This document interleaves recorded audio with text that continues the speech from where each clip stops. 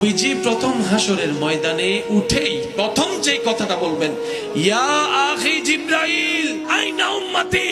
ও জিব্রাইল, আমার উম্মত কোথায়? আমার উম্মত কোথায়? আমার উম্মত কোথায়? আমি মুস্তাফা আমার উম্মত ছাড়া জান্নাতে যাব না, জান্নাতে যাব না, জান্নাতে যাব না। আমার উম্মত লাগবে, আমার উম্মত লাগবে। প্রশ্নকারী হয়তো প্রশ্ন করবেন, আপনার উম্মত কার কথা বলছেন? আবু বকর সিদ্দিকের কথা, ওমর ফারুকের কথা, উসমান গনির কথা, মৌলা আলীর কথা, মা ফাতিমার কথা, হাসান ও হুসাইনের কথা? নবী হয়তো বলবেন, না, ওনাদেরকে নিয়ে আমি চিন্তা করি না, আমি তো চিন্তা করছি আমার সেই গুনাহগার উম্মতদেরকে নিয়ে। আমি তো চিন্তা করছি আমার সেই গুনাহগার উম্মতদেরকে নিয়ে, যাদেরকে আমি সুপারিশ না করলে জান্নাতে যাওয়ার কোনো সুযোগ হবে না। আমি আমার উম্মতের কথা বলছি। এই বলে নবী যাবেন, রব বলবেন, হাবিব, সবার জন্য রেখেছি, আপনার জন্য রেখেছি মকামে মাহমুদ, মকামে মাহমুদ, মকামে মাহমুদ। নবী সেদিন বলবে, আল্লাহ, আমার আসনের দরকার নাই, আমার আসনের দরকার নাই। নবী সিজদায় চলে যাবেন, সিজদায় চলে যাবেন রবের দরবারে। কঠিন মুহূর্ত শুরু হয়ে যাবে, চতুর্দিকে নফসি নফসি স্লোগান শুরু হবে। নবী সিজদায় চলে যাবে। নবী সিজদায় যাওয়ার পর আল্লাহ তাআলা বলবেন, ইরফা রাসাক। ও নবী, মাথা কেন নিচু করলেন? সিজদায় কেন পড়লেন?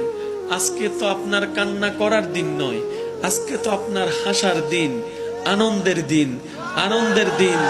অন্যদের নফসি নফসি করার দিন, আপনার তো নফসি নফসি করার দিন নয়, আপনার তো কান্না করার দিন নয়। ও হাবিব, তায়েফে অনেক কেঁদেছেন, আমি আল্লাহ মানা করি নাই। মক্কায় অনেক কষ্ট করেছেন, আমি মানা করি নাই। আপনি বদরের মধ্যে অনেক কষ্ট করেছেন, আমি মানা করি নাই। আপনি উহুদে দন্দান শহীদ করেছেন, রক্তাক্ত হয়েছেন, আমি মানা করি নাই। আপনি আমার জন্য যথেষ্ট করেছেন, আমাকে খুশি করার জন্য, আপনি আমার প্রেমের পরীক্ষায় দেওয়ার জন্য যথেষ্ট করেছেন। হাবিব, হাসর এটা আপনার জন্য। আর সে হক হে মসনদে রিফাত রাসূলুল্লাহ কি, দেখনি হে হাশর মে ইজ্জত রাসূলুল্লাহ কি। ইরফা রাসাক। ও মুস্তাফা, ও নবী, আপনি মাথা তুলেন না, কি চান বলেন না, আপনি যা চাইবেন আমি আল্লাহ তাই দিব।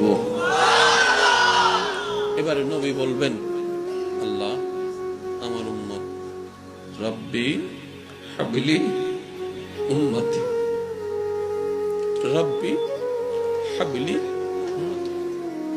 রব্বি, ও আমার আল্লাহ, হাবলি, হেবা করে দাও, আমাকে দিয়ে দাও, উম্মতি, আমার উম্মত, আমার উম্মত আমাকে দিয়ে দাও, আমার উম্মত আমাকে দিয়ে দাও, আমার উম্মত আমাকে দিয়ে দাও। আল্লাহ বলবেন, হাবিব, আপনার উম্মত আপনাকে দিব কেন? আপনার উম্মত তো আমার বান্দা, এগুলার বিচার করতে হবে না?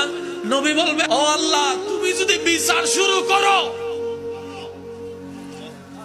একটাও জান্নাতে যেতে পারবে না আমি জানি। আর আমি, আমারও শর্ত, আমার উম্মত ছাড়া আমি জান্নাতে যাব না। এবার তুমি কি করবা করো, এবার তুমি কি করবা করো, এবার তুমি কি করবা করো। আল্লাহ পাক বলবেন, আজকের দিনের জন্যই তো আমি মালিক ইয়াউমিদ্দিন হয়েছি, মালিক ইয়াউমিদ্দিন হয়েছি। ও রাসূল, আপনি একটা কাজ করেন, আপনার উম্মত আসুক, আমার বান্দারা আসুক, আমি হিসাবটা দিব। হিসাব নিয়ে আহকামুল হাকিমিন হয়ে বিচার করে করে যে যেটা পাই তাদেরকে সেটা দিয়ে দিব।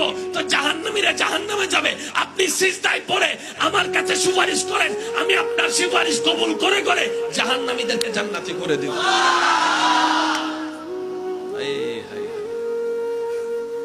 আমাদের জন্য কেঁদেছেন, আমাদের জন্য কাঁদছেন, আমাদের জন্য